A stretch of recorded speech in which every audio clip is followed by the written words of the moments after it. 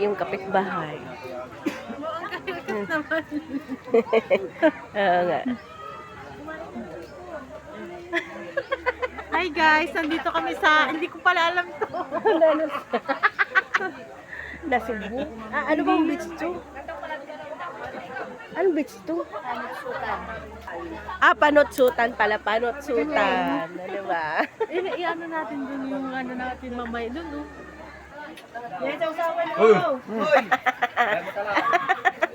Ayun na, oh. Ang sarap ng kain, no? Oo, yan ang maganda. Diba? Budol. Hindi ka kain ng ano yung sinangag eh. Kain mo na. Ayun na, mayroon na. Hindi siya nag-ano ano. Sakto yan.